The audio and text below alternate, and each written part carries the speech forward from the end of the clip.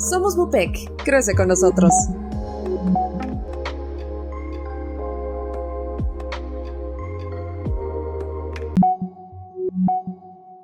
Somos Bupec, crece con nosotros.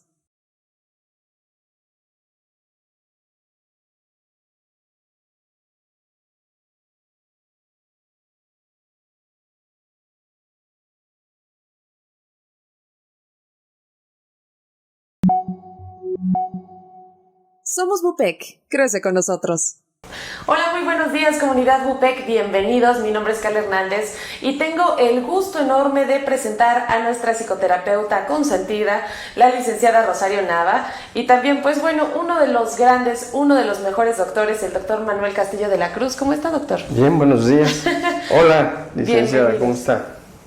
Muy buenos días, muy bien, muchísimas gracias por la invitación. No, gracias a ustedes por acompañarnos en esta transmisión. En esta ocasión, pues bueno, vamos a hablar acerca del Yellow Day.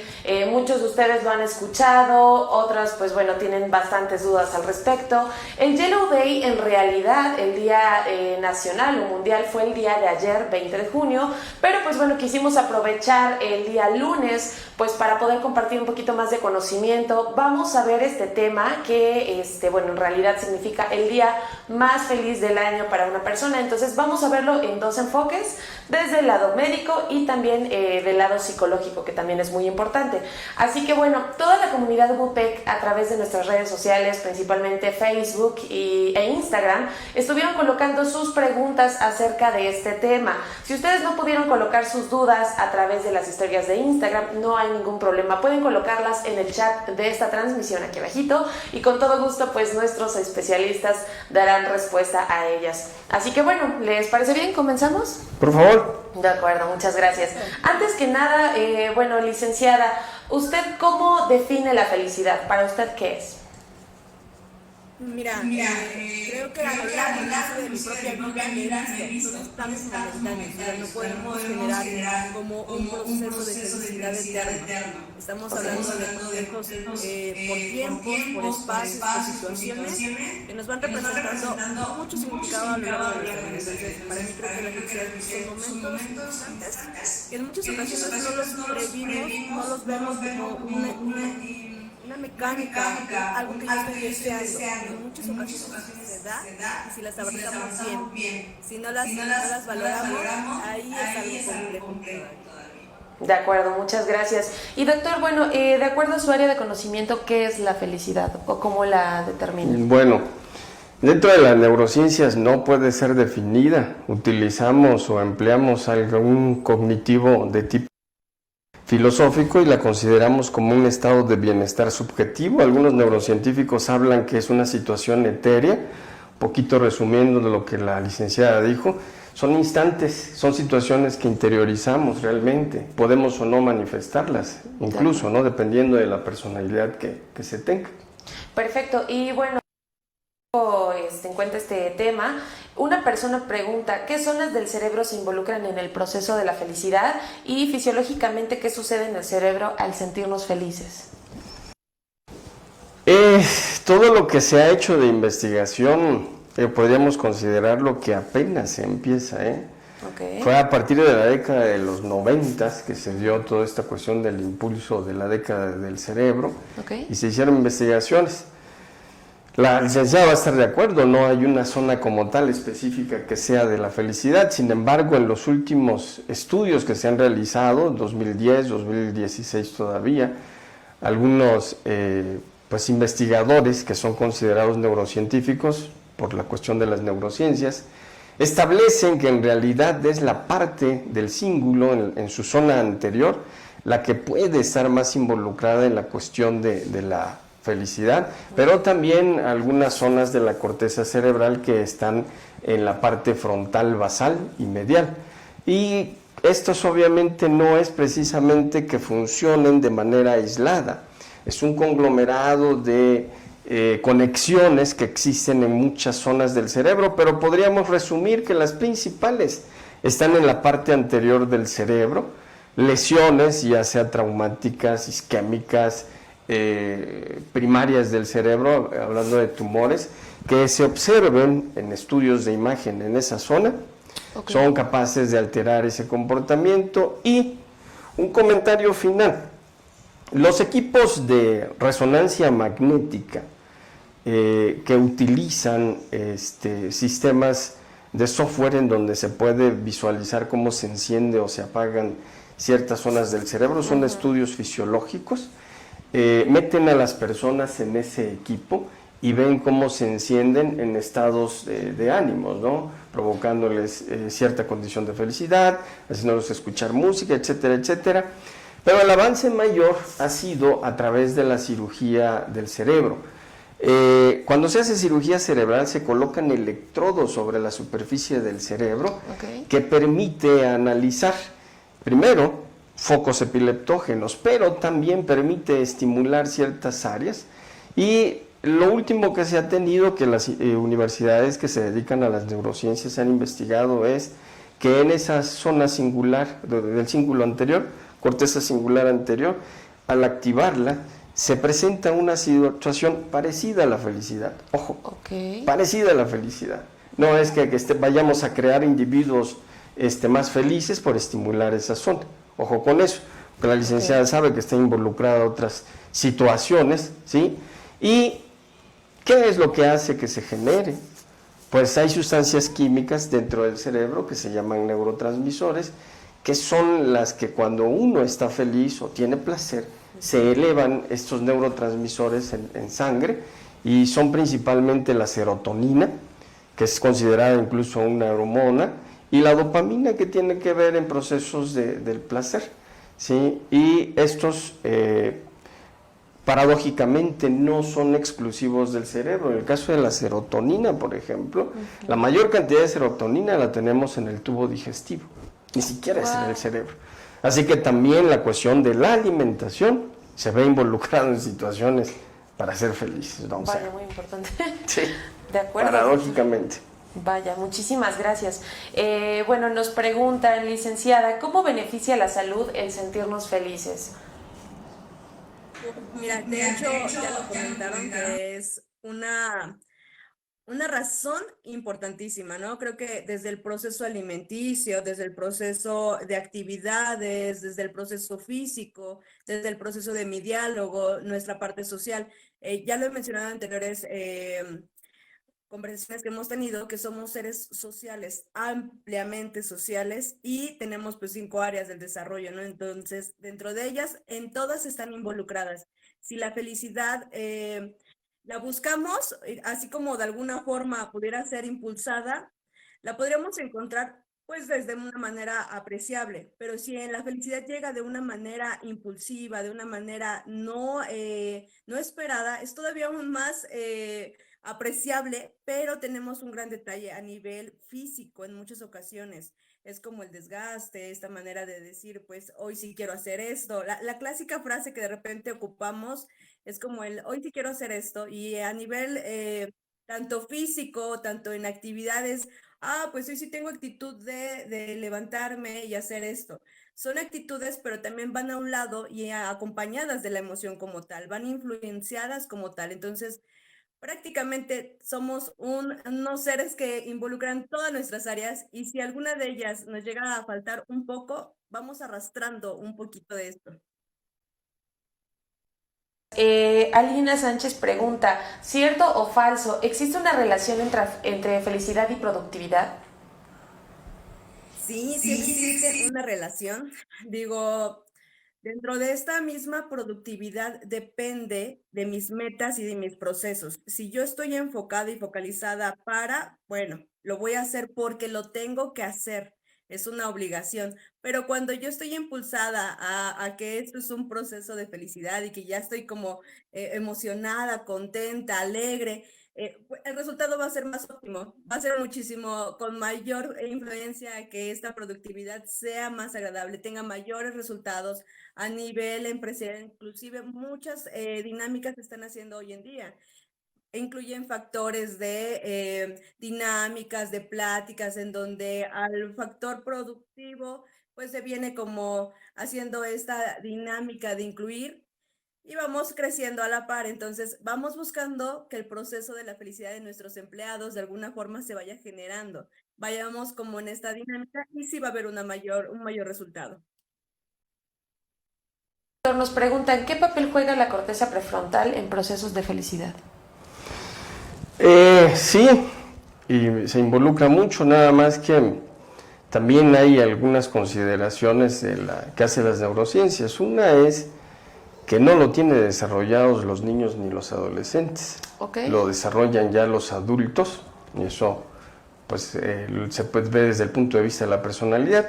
Son las áreas que integran la motivación, son las áreas que integran también la decisión de hacer cosas, parte de lo que estaba comentando la licenciada Rosario. La planeación también tiene que ver con esa situación, nada más que también hay que hacer una observación. La persona puede estar feliz y ser productiva, pero no garantiza que haga bien su trabajo, ¿no? Sí. Eso también hay que puntualizarlo. Y también la otra consideración es que puede ser que no se canse tan fácilmente como hace alguien que está concentrado todo el tiempo. Y eso también, hablar de una productividad y no estar bien concentrado, también involucra, ¿no? También depende de qué trabajo es el que se realice, ¿no? Si es un trabajo puramente intelectual, requiere también de saber uno relajarse, relajar esas zonas de la corteza prefrontal para que no esté en un estado de tensión que involucra el consumo rápidamente de esos neurotransmisores que están ahí. Y, ojo, muchas veces nosotros vemos pacientes que tienen caídas, que tienen accidentes, y el observar en la tomografía que hay lesiones hemorrágicas en esas zonas, la mayoría termina con problemas de personalidad. Nosotros modificamos con medicamentos, pero el trabajo más arduo lo lleva la gente dedicada a la neuropsicología, y son personas que prácticamente hay que restablecer conexiones a través de ejercicios, a través de una serie de cosas que la licenciada conoce, y afortunadamente sí es aplicable, pero es algo abstracto esto, porque se observa solamente en el resultado de comportamiento, porque no hay ningún estudio para poder demostrar cuál es la mejora sustancial que puede tener y medirlo. Esto es realmente muy subjetivo y tiene que ver con la personalidad. De acuerdo, gracias. Bueno, Juan Manuel pregunta, ¿existe la posibilidad de que una persona no pueda producir serotonina o dopamina? ¿O es muy raro? No es que sea raro, insisto, nuestro organismo como especie, si analizamos la filogenética como tal, ¿sí?, aseguramos supervivencia cerebral a través de la nutrición, ¿no? De ahí que la importancia de que los niños sean bien alimentados. Obviamente puede haber una baja de esta sustancia, de la serotonina, pero implica pues estados de malnutrición sobre todo, implica alguna cuestión ahí del aparato digestivo, pero también implicaría el nacer con alguna zona de agenesia, es decir, que no se haya formado ese cerebro. Estaríamos hablando de situaciones clínicas de nacimiento muy gravísimas y mortales, como la hidrocefalia neonatal, como la cuestión de ausencia, y repito, de zonas del cerebro. Solamente así pudiéramos considerarlo, pero si se miden esas sustancias que tienen que ver con la felicidad, existen dentro de nuestro organismo, y además las áreas que se involucran de la neocorteza o de la superficie cerebral en cuanto al estado de felicidad, pues no son exclusivas para hacernos sentir o tener ese bienestar subjetivo. Hay núcleos más profundos en el cerebro para eso, ¿no? De hecho, la licenciada no va a contradecirlo, pero el órgano que nos produce más placer es el cerebro. Si no desarrollamos ese cerebro para sentir placer, aunque nos estén tocando la piel o alguna zona de nuestro cuerpo, si no habituamos a ese cerebro a sentir esa satisfacción, pues no. Entonces sí se tiene que tener esas zonas del cerebro, sí debe de existir ese cerebro, más que la consideración de que se puedan hacer sin tener las sustancias químicas que se requieren. Muy bien, muchas gracias, doctor. Y bueno, licenciada, nos preguntan ¿qué es la psicología positiva y qué rol puede tener en temas de felicidad? Ya, ok. Bueno, interesante la pregunta porque dentro de nuestras áreas de la psicología como tal, no tiene mucho que se empiece a incrementar esta dichosa famosa psicología positiva. Como bien lo dicen, aparte de las neurociencias, aparecen toda una rama que tiene que ver con la búsqueda de la felicidad, con este proceso de alguna forma de irnos en el impulso de desarrollar prácticamente todas esas áreas que nos llevan a ese lapso de felicidad.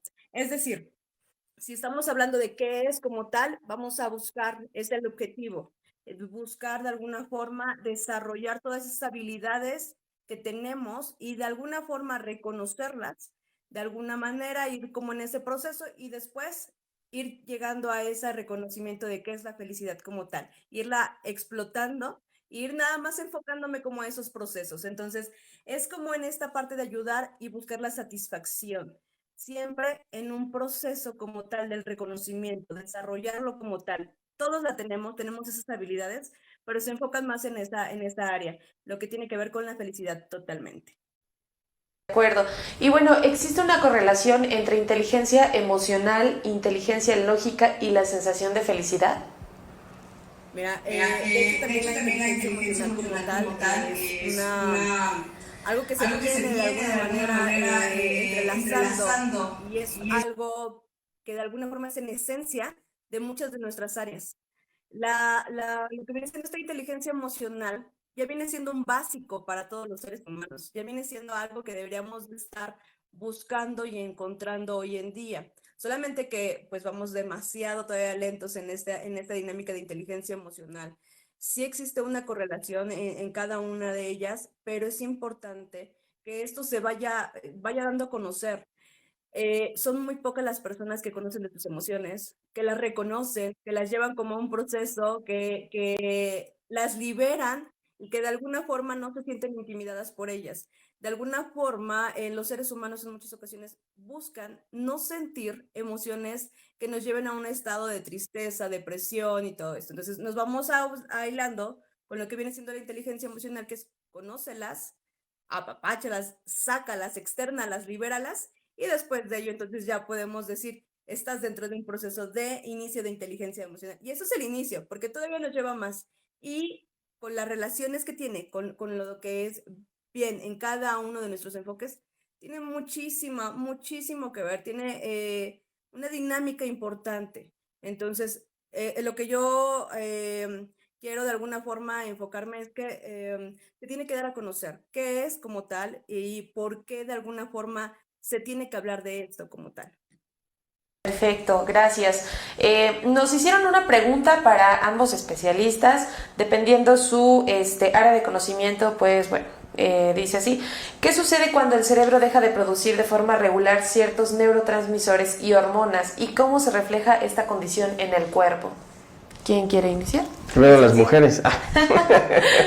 Bueno, mira, yo voy a decir algo con respecto a esto en cuanto a las sesiones en proceso de terapia.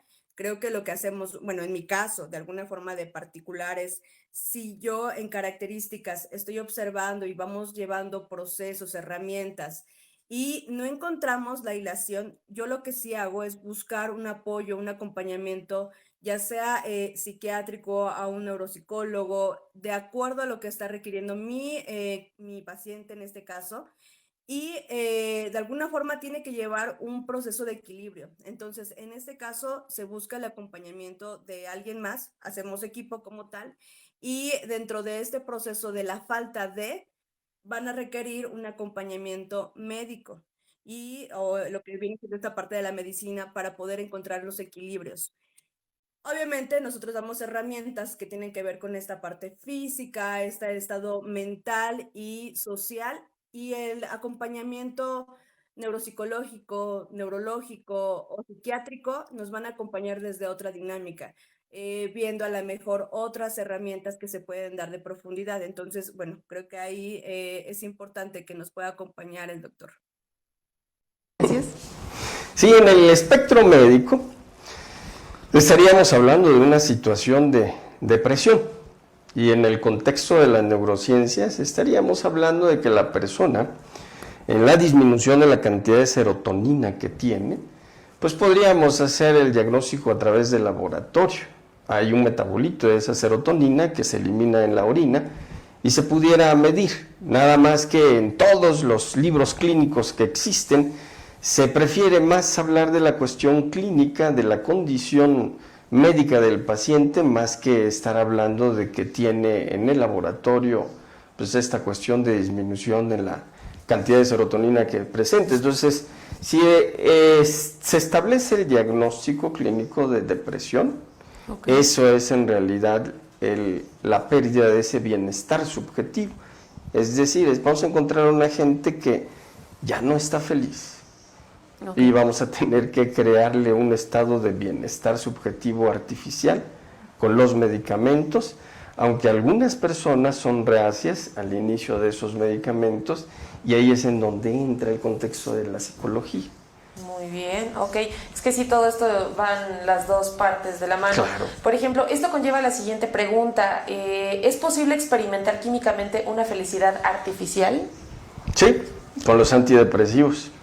Ok. De hecho, la droga de la felicidad, así se le conoce, es la fluoxetina, que empezó a venderse desde la década de los 2000 y pues se consume por kilos en muchos países. Y aquí en nuestro país pues no es una medicación controlada, cualquiera puede comprarla. Ahí.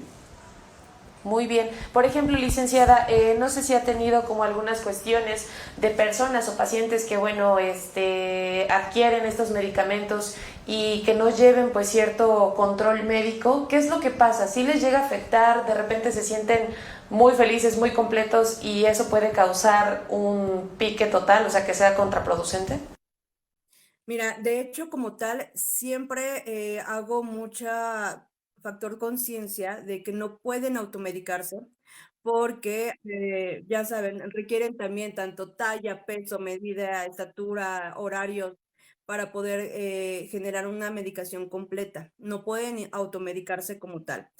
Eh, yo lo que hago normalmente, y eso creo que la mayoría de mis compañeros hace, es valorar si esta depresión puede ser simplemente acompañada de un proceso terapéutico. Hay que saber hasta qué punto y hasta qué límite. Si esta depresión puede salir porque a lo mejor la misma persona tiene un proceso de fe, de asertividad en cuanto al núcleo del quehacer, en cuanto a este factor de decir, bueno, tengo estas herramientas, lo puedo llevar a cabo, es posible, pero cuando no, sí requerimos el acompañamiento. Vuelvo a lo mismo, sí me han llegado un par de pacientes que es como es que yo me estoy automedicando y mira, yo necesito ahorita la terapia, es alto. Para empezar, necesito que ahorita vayas y de alguna forma te sugieran porque si hay desórdenes, inclusive hay crisis muy grandes por la automedicación como tal. Se cree que nada más es tomárselo y que ya van a cambiar y que de alguna forma va a generar el pensamiento de alguna forma de felicidad, de alegría, de algún estado de tranquilidad, que se va a acabar la ansiedad, las preocupaciones. Y no es así. Todo es un proceso como tal. Entonces, en muchas ocasiones ni siquiera me la tomo ya y ya con eso se acabó. Es un acompañamiento como tal. Por eso se les dice, vamos de la mano, vamos en procesos de herramientas, nosotros otorgamos las herramientas, vamos generando el acompañamiento, y en el proceso médico, que decimos que es esta parte artificial, es el de alguna forma ir colocando una pequeña dosis para que de alguna forma lo otro nosotros lo vayamos después sustituyendo y en algún momento lo requieran como tal. Entonces, sí es muy importante esto, es no automedicarse, siempre acompañarse y que de alguna forma se generen este tipo de situaciones. Es importante hacerlo saber, ¿no? No automedicarse como tal. Sí, De acuerdo. quiero agregar algo. Claro. Quiero agregar algo de lo que la doctora Rosario dijo. Es importante tomar en cuenta que pues, mucha información se desprende a través de comentarios de personas, a través de personas que se informan en páginas de internet y esas cosas. Sin embargo, quiero hacer una observación, y esto va para la gente que ahorita está conectada y para los que después nos vean ¿sí? Siempre tienen que hacer la consideración de que los profesionales de la salud son los que realmente pueden ayudarlos. Para empezar, si se automedican, como dice la doctora, y compran una cajita de fluoxetina, la mayoría de las presentaciones tiene 14 cápsulas, no va a funcionar. Esa medicación tarda entre 7 o hasta los 14 días, 15 días, en empezar a tener ese efecto que buscan tener desde el punto de vista farmacológico. Okay. Es importante señalar también que aunque se lo tomen todos los días de su vida, esa medicación tiene un tiempo de efectividad.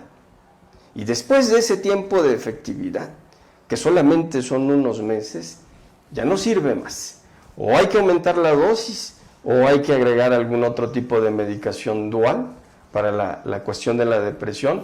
Y ahí es muy importante también hacer la observación, ¿qué tipo de paciente es el que tengo enfrente? ¿Le va a beneficiar más el apoyo psicológico que los medicamentos? ¿Le va a beneficiar más que a través del apoyo psicológico haga nuevas conexiones cerebrales con actividades que le pidan que realice? Porque esas conexiones cerebrales son los que pueden hacer un reboot del cerebro, una reprogramación del cerebro. Y obviamente hacer actividades también que estimulen de manera natural, ¿sí?, la producción de la serotonina, de alguna otra sustancia como la dopamina, por ejemplo, pero también la cuestión alimentaria, ¿no? Todo eso es muy importante.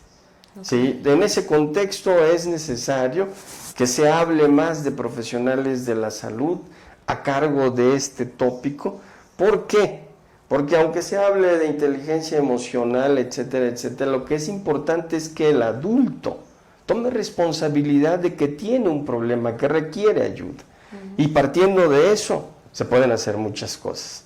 Pero si tenemos a alguien que realmente, ¿sí?, nada más por no querer pagar una consulta porque piensa que es excesivo, ya no regresa y nada más anda buscando qué tomarse, sí, o tecitos que utilizar, ojo con eso.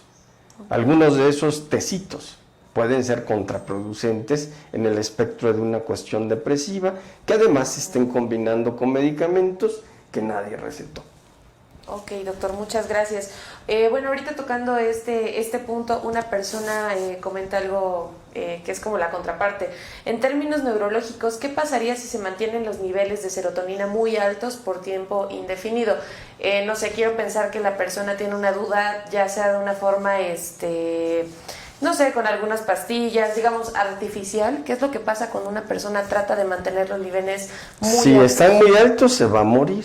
Ok, tal cual, o sea, no es como de, Así voy a de estar sencillo. brincando todo el tiempo. Se va a morir. Ok. Porque hay un síndrome de intoxicación por exceso de serotonina. Wow, Se va a morir. Muy bien, muchas gracias. Licenciada, aquí tengo una pregunta. ¿Existen diferencias dentro del proceso de placer y felicidad?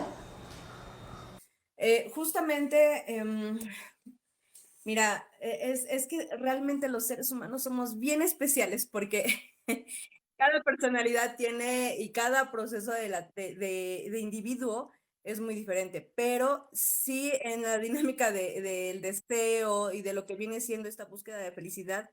De hecho, anteriormente, y esto es como en búsqueda de felicidad de años atrás, ¿no?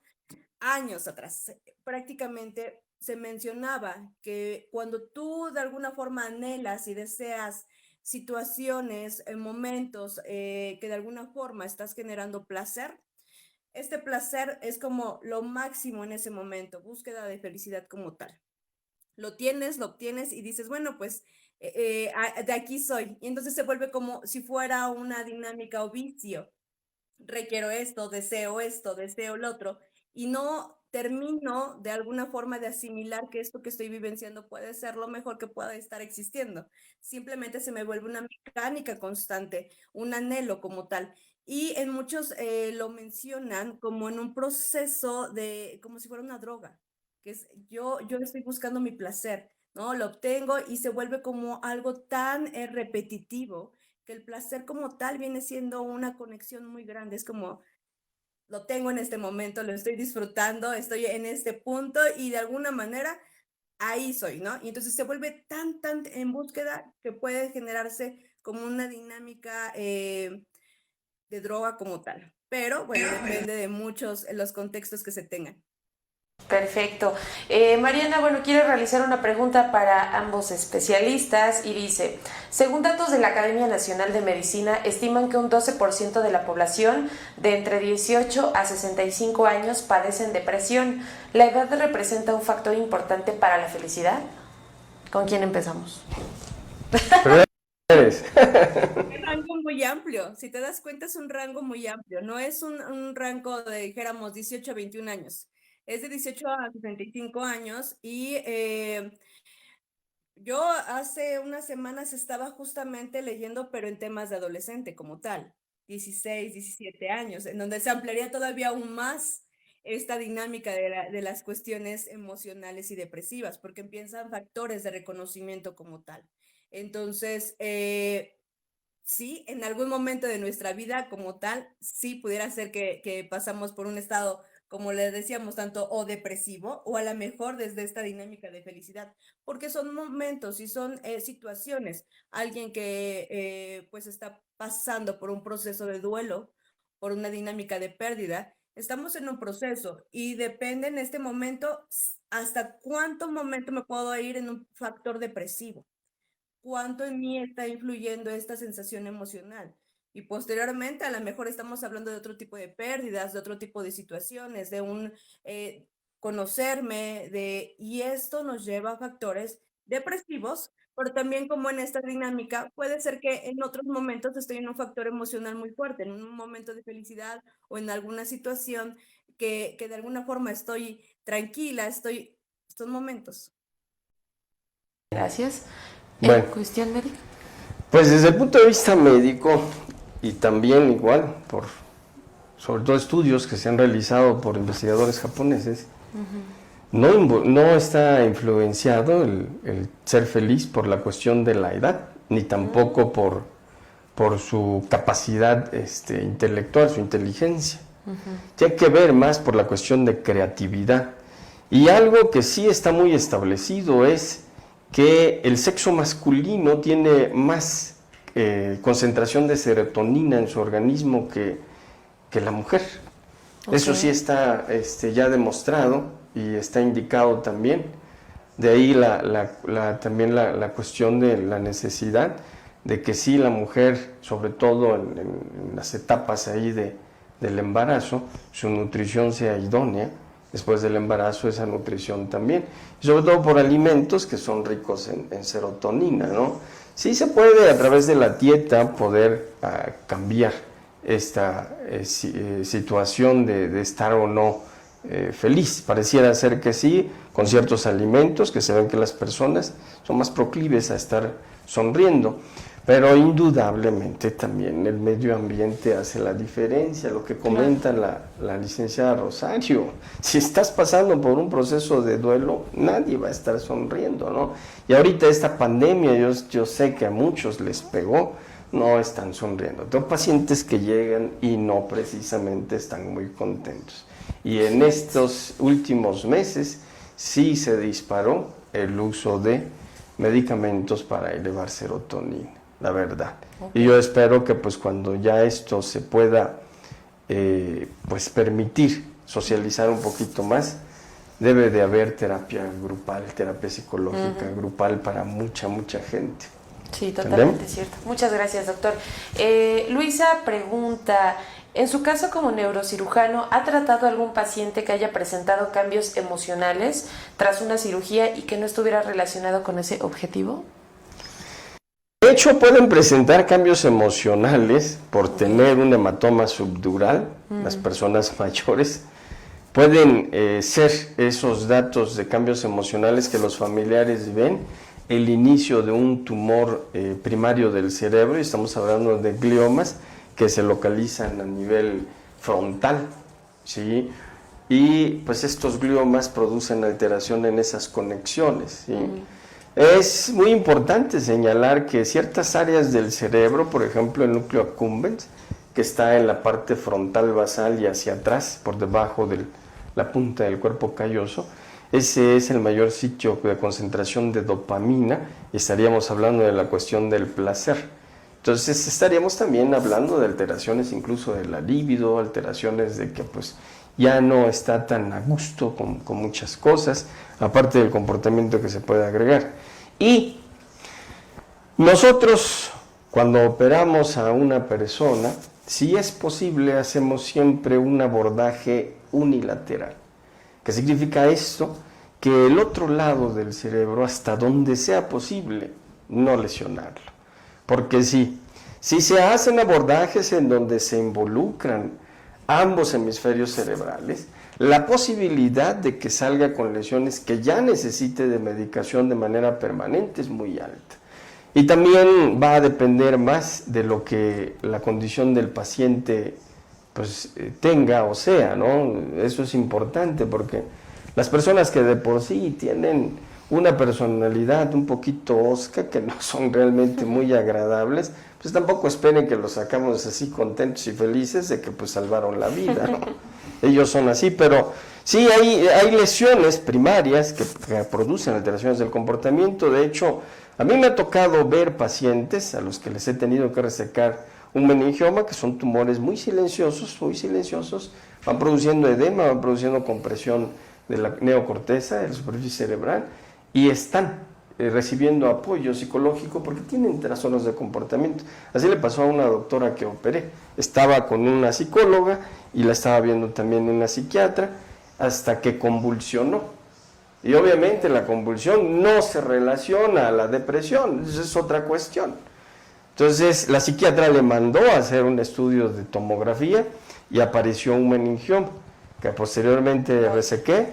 Vi a la doctora después en su posoperatorio, pero estaba trabajando plenamente, estaba toda contenta, podía dormir bien, no tenía ninguna alteración ahí de personalidad.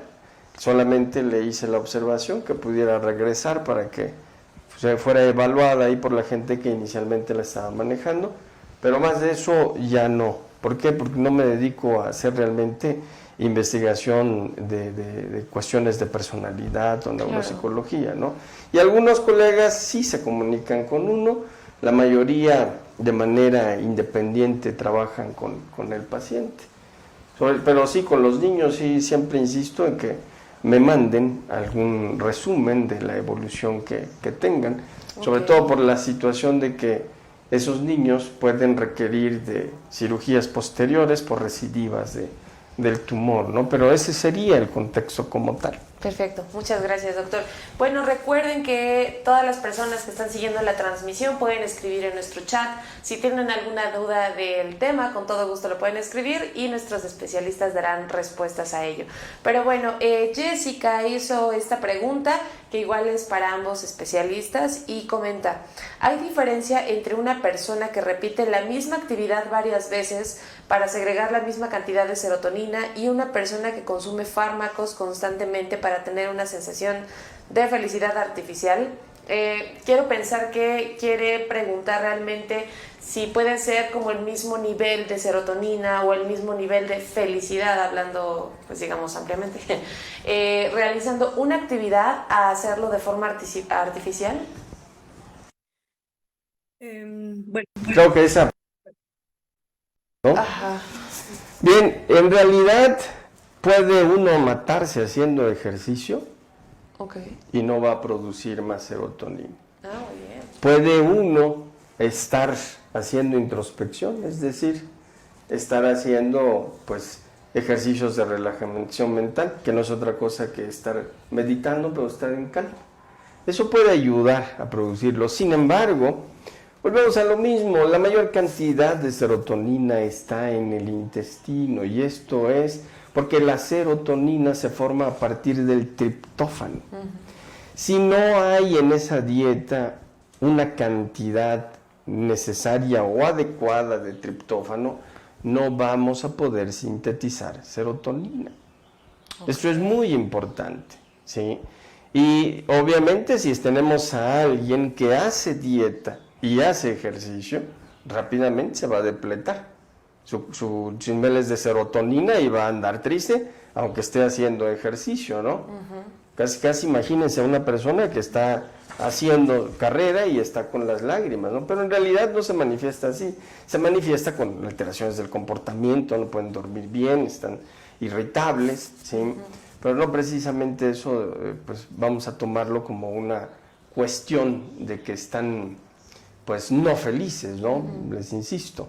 Entonces, esto es un tanto subjetivo como lo es la terminología, pero es importante eso. Hay muchas consideraciones que se hacen a través de Internet, de que si se hace ejercicio, de que si se duerme mejor, si uno se expone al sol para sintetizar vitamina D, que ayuda también a que el triptófano se descomponga en serotonina, también la piridoxina, que es la vitamina B6, etcétera, etcétera, ¿no? Pero no piensen, por favor, que por estar haciendo ejercicio, ¿sí?, van a crear ustedes nuevas conexiones, van a pensar que esas nuevas conexiones de la nada van a estar produciendo serotonina. No es así, no es así. Okay. Lo que sí siempre les recomiendo es que si tienen una personalidad de mecha corta, muy irritables, muy desesperantes para cualquier situación, y no involucra realmente más que un patrón de conducta de emociones que están encerradas, vayan a ver a un psicólogo. Es lo único que necesitan antes de someterlos a estar desmedicando con cosas. Claro, muchas gracias. Licenciada, ¿quiere agregar algo en esta pregunta? Sí, quiero agregar algo. Creo que quiero agregar como un ejemplo. Hay una dinámica que es muy conocida en temas de relaciones o pérdidas, ¿no? Tenemos como la pérdida de una relación y en alguna dinámica, la mayoría de las películas pasa este factor. Mujer que está depresiva porque terminó con la pareja y entonces empieza a comer helado y se empieza a encerrar y empieza a hacerse a un lado de todos, no contesta llamadas, totalmente aislada. Entonces, justamente lo que nos está comentando, quiero ampliarlo un poquito más, hacerlo un poquito más visible, que es mi estado es estar encerrada, estar aquí, demasiado en el sentir de lo que estoy vivenciando y entonces, incluyendo mi alimentación, el factor sueño y todo lo que estamos trabajando, pues se ve de alguna forma desmejorado. ¿Qué es lo que tengo que hacer? De alguna forma, todo lo contrario, tratar de involucrarme en una alimentación más sana, tratando de influir lo que viene siendo a lo mejor un poco de ejercicio. Y digo un poco porque ya también se habla de una movilidad como tal, salir, caminar, todos los factores que ya mencionaron, pero es importante que trabajemos estas 5 áreas del desarrollo. Y si de alguna forma, ni aún con esto, aparte de la terapia, sí requerimos estar viendo qué es lo que más está pasando. A lo mejor ni siquiera es el tema de terminar con alguien, sino que son otros factores, pero es importante, como no nos conocemos, es difícil y no es el factor de autoconocerse tan claramente, esto influye demasiado. Entonces, sí lo agrego como en una dinámica de ejemplo porque ya es un factor social muy conocido el terminar con una pareja, este tipo de dinámicas se hagan, o a lo mejor me fue mal en el trabajo, las vamos reconociendo con este tipo de dinámicas. Entonces, esto es que mencionó el doctor, es muy cierto, ¿no? Siempre influye alimentación, influye toda la mecánica como tal, pero sí necesitamos hacer algo. Si de por sí no estoy acostumbrada a hacerlo y me quedo ya congelada, necesito apoyo. Ok, muchas gracias, licenciada. Yareli Roset pregunta, ¿el único aporte sería exógena y de tipo alimentaria para triptófano? Así es. Muy bien. Así es. Perfecto. Bueno, otra pregunta es, ¿un estado constante de felicidad es para ambas especialidades? ¿Estancaría el progreso de un individuo o lo haría progresar? Creo que aquí determina mucho la personalidad. Bueno, muchos factores, es una pregunta muy abierta, pero hablando en temas de psicología y en temas médicos, una persona que es muy feliz, ¿habría como algún problema? Hay que hacerle una resonancia y descartar que no tenga un tumor. Sí, claro. Sería sí, la verdad, ¿no? Es porque nadie puede ser realmente feliz de manera constante y permanente, porque estaríamos hablando ya de un patrón pues alterado del comportamiento. Ok, licenciada. Sí, me llama la atención porque existen algunos personajes de la ciencia ficción, películas, llámese, que lo involucran así, ¿no? Pero lo hemos dicho, el estado de felicidad, pues de alguna forma son estos estados, ¿no? Estos momentos como tal.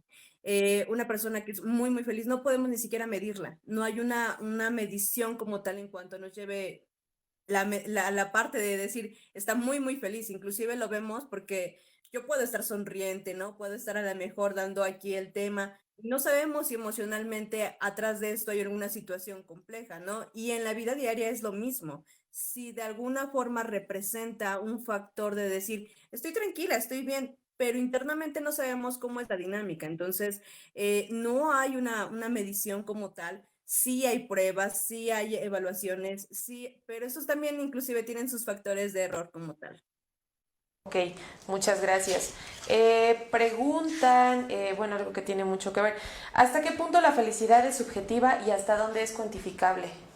Igual es una pregunta demasiado abierta, pero por ejemplo en temas médicos, hablando de felicidad, pues bueno, es algo muy subjetivo. Pudiéramos cuantificar cuánto tienen de serotonina, pero Ajá. si tienen un sustrato cerebral que los receptores no son adecuados, pues da exactamente lo mismo, ¿no? Ok. Pudiéramos también hacer la consideración de que pues va a depender de la edad. ¿Quiénes son las personas más felices? Los niños. Es la verdad, ¿no? Lo abrazas y está feliz. Le llevas el regalo más insignificante y está feliz, ¿no? Quizás lo podríamos considerar en el contexto de autoengañar al cerebro ya como adultos, pero pues en realidad de aquí va a depender más, en realidad, hablando ya como adultos, de qué tan adaptable seas a las situaciones de tu vida, ¿no? O sea, hay mucha gente que habla de cómo ser feliz, pero pues en realidad es lo que tú quieres, ¿no? Si quieres el trabajo que habías estado buscando y no lo obtienes, eso te obliga a que lo cambies por otra cosa, ¿no? Que busques hacer otra cosa, ¿sí? Eso en realidad es la adaptabilidad para ser feliz.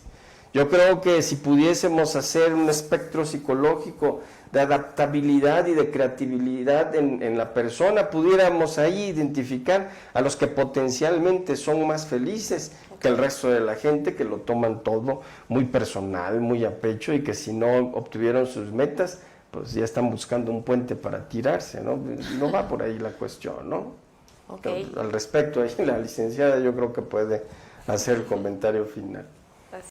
Sí, creo que justamente lo hemos mencionado.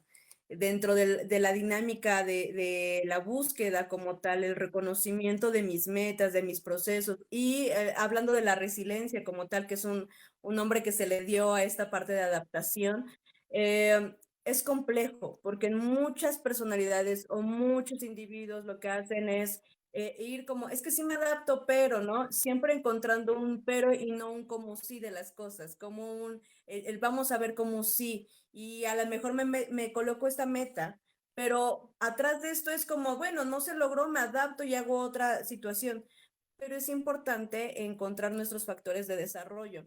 Algo que mencionó sobre el tema de los niños en temas de felicidad, claro, pero también ahí aparecen las emociones muy subjetivas, que es como donde yo me he estado dañando, que ahí vienen inclusive las famosas heridas emocionales. Ahí prácticamente empezamos a encontrar el contexto de lo que es el amor, la felicidad, la tristeza y todo esto. Entonces depende mucho de esa infancia, inclusive cuánto de esto quiero ir adaptando y cuánto de esto puedo hacerlo. Muchas gracias, licenciada. Aquí en los comentarios nos están pidiendo algo en particular. ¿Podrían hablar de por qué los suplementos de triptófano no son igual de buenos que su consumo por ingestión alimentaria? En realidad hay suplementos que son para veganos, porque la mayor parte del triptófano que se obtiene es de origen animal. Gran cantidad está también en las nueces, pero pues, es el queso, la carne, la leche, ¿sí? La vitamina D también que se necesita en esos sustratos. Es muy importante que entiendan esto, la directriz de analizar alguna situación de salud no es porque se encuentre que la serotonina es el neurotransmisor o la hormona de la felicidad y tienen que buscarse cualquier medio por el cual esa serotonina se tiene que elevar. No pueden pensar en eso. Se llega a esa conclusión porque han existido estudios paralelos que se realizan y llegan, ¿sí?, a considerar que eso es realmente el final de todas estas investigaciones. Pero Ciertamente, pueden ustedes estar viendo un montón de películas y programas de apoyo psicológico y todo, no van a mejorar su psicología si tampoco tienen el medio ambiente necesario para poder desarrollarse plenamente. Ser feliz es un derecho que tienen todas las personas que existen en esta tierra, ¿no? Pero aquel que no tiene conciencia, aquel que tiene algún daño cerebral, no lo podemos meter en este contexto. Sin embargo, aquí la otra consideración es que las personas que tienen también un problema digestivo serio, un problema intestinal serio o estomacal serio, platiquen con ellos, vean su condición.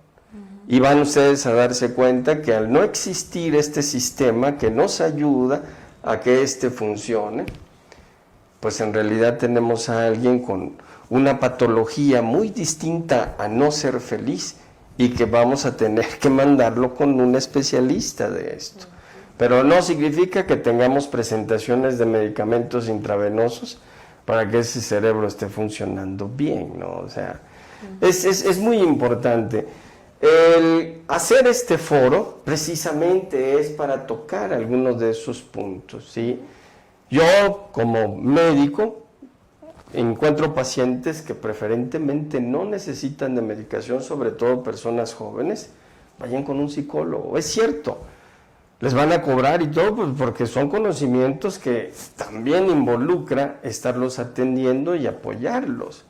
Y tienen también que entender que nosotros estudiamos, y estudiamos mucho también para entender este contexto, aunque son conocimientos que se inventan en otro lado y nosotros plagiamos, los tomamos y todo, pero esos conocimientos tienen que aterrizar en un individuo, en un paciente, en donde yo tengo que identificar medicamentos incluso que alteran la concentración de serotonina en el cerebro y que pueden ser la causa de que ese paciente tenga dolor muscular, tenga dolor de cabeza, se sienta cansado, no pueda dormir. Y si esto se generó, se gestó por alguna situación emotiva, tengo que retirarle esa medicación, tengo que ayudarlo con algún otro tipo de medicación y tengo que regresarlo al punto inicial, apoyo psicológico. ¿Sí? Raramente yo indico un medicamento benzodiazepínico para hacer dormir a los pacientes. Prefiero utilizar, ¿sí?, sustancias que manipulan o medicamentos que manipulan concentraciones de serotonina, de dopamina, que la mayoría no es controlado. Y el apoyo psicológico. Sin embargo, las personas prefieren que se les dé un medicamento para dormir porque no pueden dormir. Y cuando uno les pregunta, ¿hay algún problema? ¿Qué es lo que está existiendo? En realidad, pues sí, no podemos hablar de que tengan o no inteligencia emocional. Necesitan que nos orientemos, necesitan de nuestra ayuda. Pero lo que leen ustedes ahí en Facebook, en Internet, en cualquier página ahí que les quieran ahí más o menos a orientarles y todo, no todo es cierto. Pueden ustedes entrar a páginas de hospitales, de alguna universidad, ¿sí?, de la Mayo Clinic, por ejemplo, que tiene algunos comentarios al respecto, pero son muy escuetos. Son apenas de media página. ¿Por qué? Porque la neurociencia no es precisamente una profesión que ya tenga todo descubierto. Estamos en una fase primitiva de entender cómo funciona el cerebro en cuanto a las emociones que se disponen o existen y que hasta ahorita podemos entender. Hay un montón de patologías, ¿sí? El autismo incluso tiene un sustrato también relacionado a la felicidad. O sea, esto es muy complejo y muy grande. Pero no lo pueden tomar nada más. ¿Cómo lo aumento? Entonces, si lo como, espérense tantito. Tienen que estar bien de acá. Tienen que ser capaces de adaptarse. Ok, no tienen el novio que quieren, no tienen la novia que quieren. Hay alguien que sí los quiere. Déjense de cosas. Y si ustedes no entienden esas emociones, hay profesionales de la salud para eso. Sí, totalmente cierto, doctor. Muchas gracias. Licenciada, nos preguntan, ¿existen diferencias dentro del proceso de placer y felicidad? Están entrelazadas. Realmente creo que es algo que ya habíamos comentado, que es esta búsqueda de lo que yo requiero y necesito y de lo que yo a lo mejor estoy ahorita conectando con esta dinámica de placer, ¿no? Lo estoy realmente vivenciando y mucho tiene que ver, desde ahorita a lo mejor lo puedo comentar en el proceso de la terapia como el aquí y el ahora. Si una persona no está conectada con su aquí y ahora, lo deja pasar. Entonces, en esta búsqueda de placer y de la diferencia en cuanto a felicidad, no, es que realmente están conectadas como tal, ¿no? Puedo estar a lo mejor sintiendo placer y a lo mejor no estoy del todo feliz y viceversa, ¿no? O sea, es un contexto, puedo estar teniendo placer, es altamente feliz, estoy altamente feliz y de alguna forma depende mucho nuestro contexto. Si en este contexto de lo que estoy sintiendo, estoy en este aquí y en este ahora, y estoy de alguna forma retomando todos nuestros procesos, tanto sociales, físicos, mentales, todos de alguna forma influyen. Entonces, puede haber una relación como puede haber una gran diferencia. Entonces, depende mucho el contexto. Perfecto. Y bueno, lo mismo, complementan la pregunta. ¿A nivel neuronal existen diferencias dentro del proceso de placer y felicidad? Están conectados tanto clínicamente como en la cuestión psicológica, pero dentro de la cuestión de la bioquímica del cerebro, se sabe que la felicidad depende de la serotonina y el placer depende de la dopamina. La dopamina se puede elevar fácilmente por el uso de drogas, ahí sí, para que vean, ¿sí? Pero además de elevar la dopamina, se puede elevar la serotonina y coexisten, ¿sí? Okay. Pero sí, las áreas en donde la serotonina influye para estar feliz confluyen o existen a nivel de la porción frontal, frontovasal u órbito frontal del cerebro. Ahí están las conexiones y ahí se puede decir de que pues la persona que está teniendo placer, pues estar feliz, la persona que está feliz, también se activan los centros del placer, pero en el sentido estricto de poder decir que tienen la misma vía, no. No, son completamente distintos desde la cuestión del neurotransmisor y también de las áreas que se encienden. Okay. ¿Sí? Muchas gracias. Manuel Fuentes pregunta, ¿el sistema límbico se ve involucrado en funciones para ser feliz? Sí, es la parte anterior del sistema límbico en esta situación de cartografía para la epilepsia que se ha identificado y también con la resonancia funcional en donde se ve cómo se encienden y se apagan áreas del cerebro. Ese es uno de los sustratos, pero no precisamente es el único. Es también interesante hacer esta observación. Es más lo que pudiéramos tener de neocorteza que a través de actividades, a través de estímulos externos, se pueda mantener en mayor actividad. Si se mantiene en mayor actividad y se hacen conexiones, va a tener esa serotonina un sustrato más amplio para poder trabajar. Que aquellos que, por ejemplo, no buscan, pues obviamente hacer esas conexiones se hace incluso por salir con alguien que se acaba de conocer, por iniciar una actividad distinta a la que estamos acostumbrados, por conocer personas que no conocíamos y que nos caen súper bien, por estar haciendo alguna actividad distinta a la que estamos acostumbrados, incluso que nos produzca un poquito de nerviosismo o que nos genere algo de tensión. Estamos haciendo nuevas conexiones, ¿sí? Es más, hasta engañar al novio o a la novia, hacen nuevas conexiones, todo eso existe. Pero mientras más estímulos generemos, mientras más áreas hagamos que se conecten mejor, pues obviamente esos neurotransmisores van a tener un montón de campo, así por decirlo, en donde poder pues sembrarse y estar en actividad, ¿no? Y pues un último comentario sería que aquellas personas cuyo cerebro empiezan a atrofiarse, cuya sustancia blanca empiezan a afectarse y también que padezcan enfermedades neurodegenerativas como el Alzheimer, como el Parkinson, esas sustancias están alteradas, están afectadas y también son motivos de estudios. porque aunque se le dé un montón de sustancias que estimulan la dopamina, el que tiene Parkinson, pues no precisamente anda feliz desde que se despierta, ¿no? O sea, es un contexto muy grande. Ok, excelente respuesta, muchas gracias. Licenciada, nos preguntan, ¿en qué afecta la felicidad a la toma de decisiones?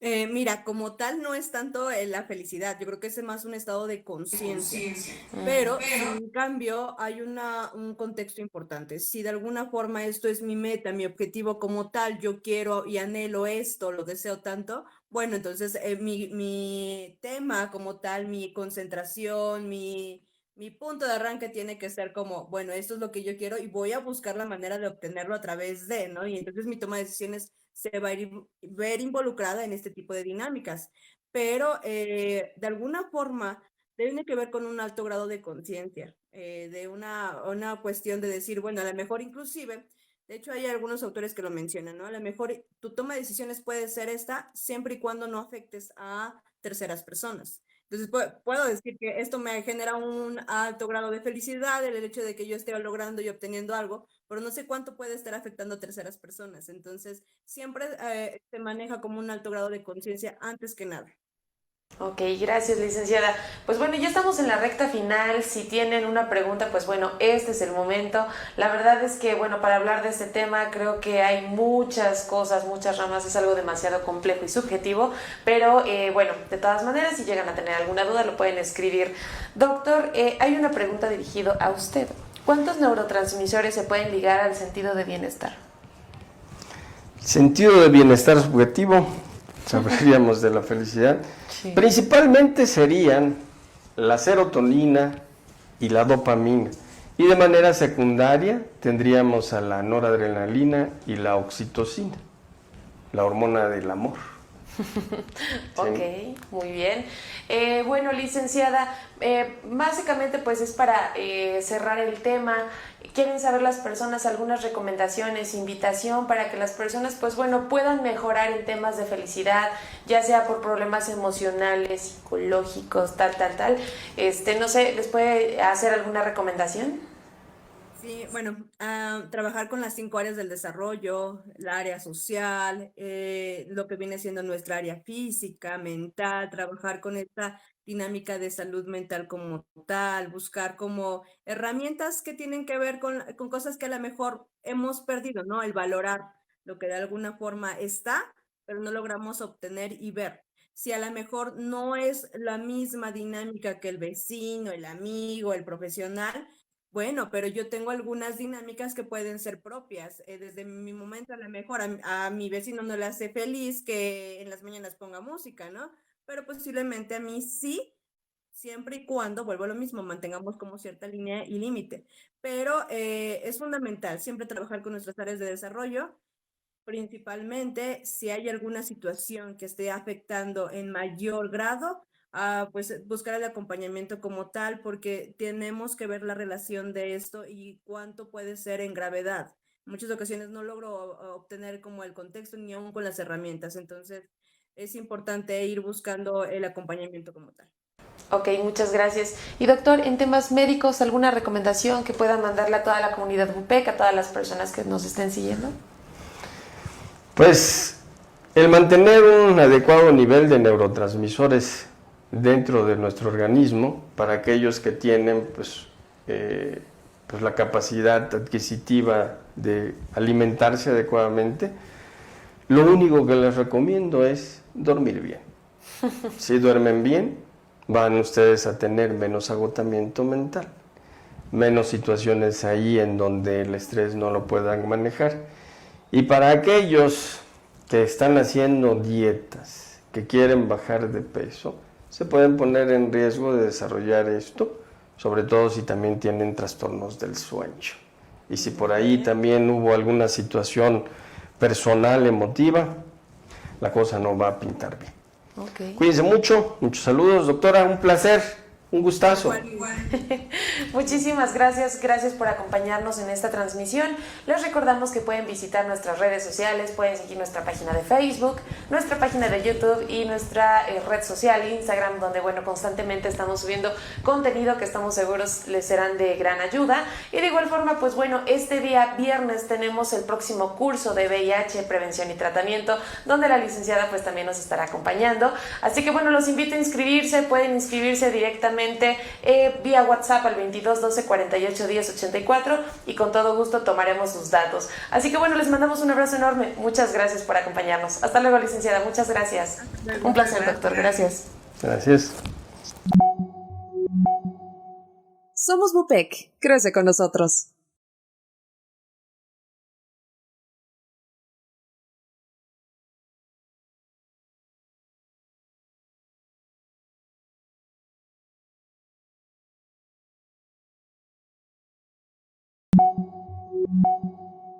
Somos Bupec. Crece con nosotros.